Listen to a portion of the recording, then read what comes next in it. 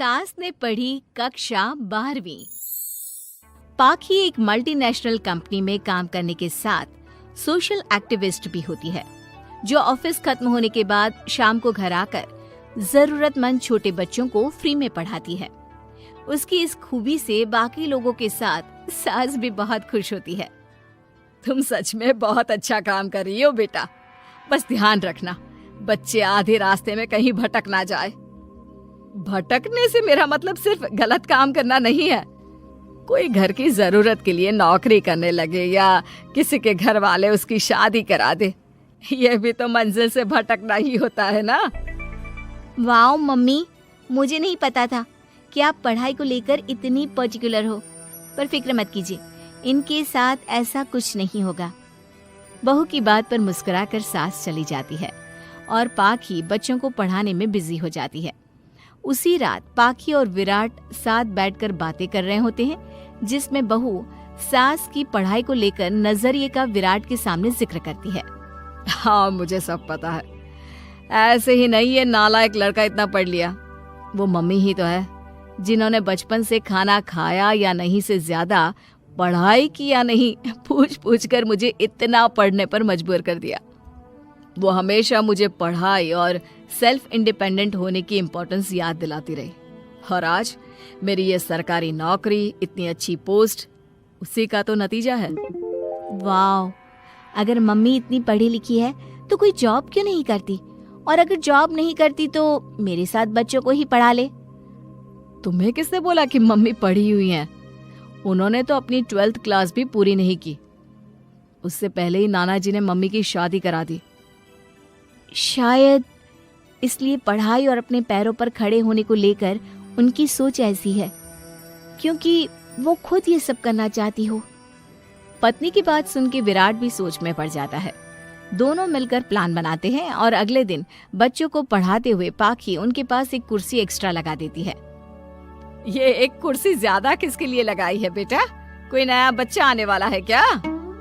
हाँ जी, आज से मेरी एक नई बच्ची मेरे पास, यानी कि मेरी सास, दोबारा पढ़ाई शुरू करने वाली है। अरे क्या पागल जैसी बात कर रही है? भला ये भी मेरी कोई उम्र है बच्चों के बीच बैठकर पढ़ने की? तू बस ना इनके भविष्य पर ध्यान दे, मुझ पर नहीं। मम्मी, सीखने की कोई उम्र नहीं होती, बस इच्छा होती है, और मुझे पता है कि आपके अंदर वो इच्छा आज भी जिंदा है। अरे तू बस अपने काम और इन बच्चों पर ध्यान दे। यहाँ बस सबको बोलने से मतलब है, किसी को नहीं सोचना। अगर बात बाहर निकली तो समाज क्या सोचेगा और परिवार का कितना नाम बदनाम होगा। मम्मी, आपने पापा और इस परिवार के बारे में बहुत सोच लिया। सबकी खुशियों के लिए अपने सपने बहुत कुर्बान कर दिए। अब ये वक्त अपने पर ध्यान देने का है।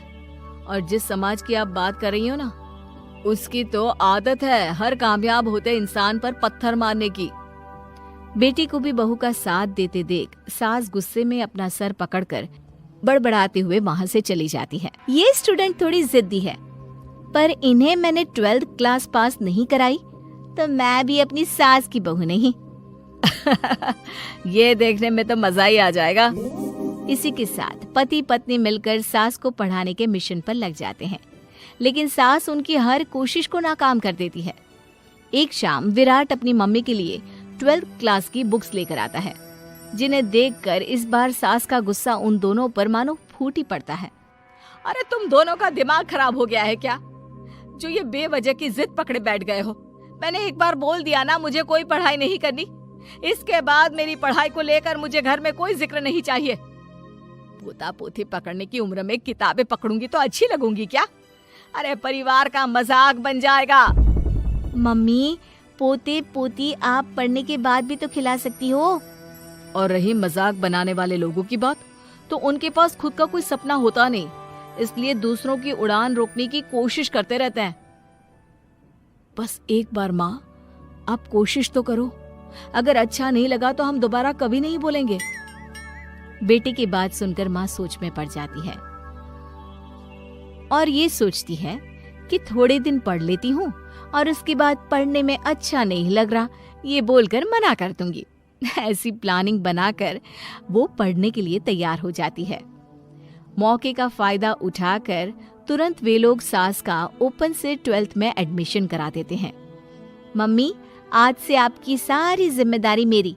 अब तो आपका नाम टॉपर के लिस्ट में आने से कोई नहीं रोक सकता।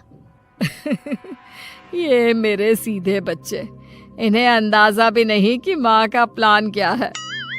पाखी सास को पढ़ाना शुरू करती है।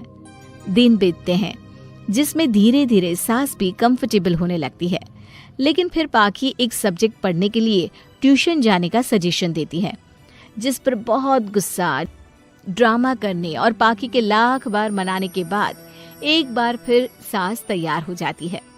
थैंक यू मम्मी, आपको नहीं पता कि आपका 12th क्लास पढ़ना हम दोनों के लिए कितना जरूरी है। अब ये सिर्फ आपका नहीं, हमारा सपना भी बन गया है। बहू की बात सुनकर सास अपने प्लान को लेकर सोच में पड़ जाती है। अगले दिन पाखी सास के साथ उन्हें ट्यूशन छोड़ने जा रही होती है, जहाँ रास्ते में पड़ोस की कुछ औरतें बैठी मिलती हैं। अरे वाह विराट की मम्मी, तुम्हारा इस उम्र में पढ़ाई का कौन सा भूत जाग गया? बहू को बोलो कि पोता पोती दे दे और बच्चों के साथ खेलो। अरे क्या उनके बीच बैठकर अपनी खिल्ली उड़वाने चल पड़ी? आंटी जी, जब सरकार या भगवान ने सीखने की कोई उम्र नहीं रखी तो आपको क्या दिक्कत है? अरे देखो तो जरा, बहू की जुबान कैसे कैंची जैसी चल रही है। अब सास घर संभालने की जगह इन सब चीजों पर ध्यान रखेगी तो बहू के तो ये हाल होने ही है ना। देखा बहू, इसलिए बोलती थी, अरे खाली दिमाग वालों से बहस नहीं करनी चाहिए, क्योंकि वो जब भी मुंह खोलेंगे गू ही बोलेंगे। उदाहरण तो तुमने अभी देख लिया। वैसे बहन, मैं तो अपना सपना पूरा कर लूंगी, लेकिन क्या यहाँ बैठकर पंचायत करने के अलावा तुम लोगों का कोई दूसरा सपना भी है? सारी औरतें चुप हो जाती हैं और सास बहू चले जाते हैं। अब सास के अंदर पढ़ने की इच्छा जाग उठती है और वो अपना प्लान छोड़ मन लगाकर पढ़ाई करना शुरू कर देती है। देखते ही देखते 1 साल बीतता है और बोर्ड एग्जाम शुरू हो जाते हैं। मम्मी, एग्जाम के लिए जाने से पहले जल्दी से ये दही शक्कर खा लो। अरे चल पागल, ये सब बच्चों के लिए होता है। अभी आप भी हमारे लिए स्कूल में एग्जाम देने वाली बच्ची ही तो हो। बच्चों का प्यार देखकर सासू माँ खुश हो जाती है और दही शक्कर खाकर विराट के साथ घर से निकल जाती है, जो मम्मी को एग्जाम सेंटर पर छोड़ ऑफिस चला जाता है। इसी तरह समय बीतता है और एग्जाम खत्म होने के बाद देखते ही देखते रिजल्ट भी आ जाता है। मेरी टॉपर माँ, तुमने तो तहलका मचा दिया। हर तरफ तुम्हारे ही चर्चे हैं। घर वाले ये खुशी मना रहे होते हैं कि वही औरतें उनके घर आती हैं। अरे पंचायत की टोली, आज मेरे घर कैसे? बस तुम्हें सॉरी और थैंक यू बोलने आए हैं। उस दिन तुम्हारी बातों और आज तुम्हारे काम ने हमें ये सिखाया कि सपने पूरे करने की कोई उम्र नहीं होती। इसलिए अब हम भी शादी, परिवार, बच्चे और न जाने कितनी वजहों से अधूरे छूटे सपनों को पूरा करेंगे बहन जी।